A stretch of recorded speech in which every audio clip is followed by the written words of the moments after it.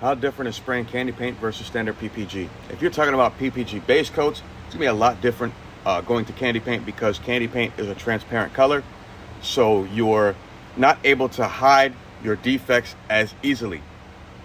If you have a bad fan pattern, say it's too heavy at the top or the bottom, you're gonna see that because your overlaps are gonna look a little bit different. You're gonna have a darker stripe somewhere. You also have to walk the car because anywhere you start and stop, you're gonna be able to see that dark stripe that ends up coming there because you're putting more pigment in that area.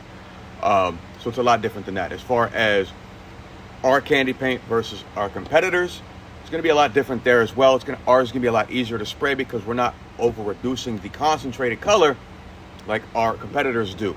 So it's gonna make it a lot easier to spray as far as ours compared to theirs, as well as going candy paint to base coats. Base coats are always gonna be much easier to spray because you can hide your defects a lot easier.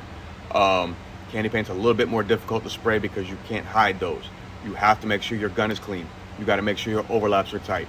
Now you don't need, with ours, because it's not over reduced, you don't need the 75% overlaps that other companies say. You only need a 50% overlap because that concentrated color, it's that potent. 2 to 3 coats and you're done.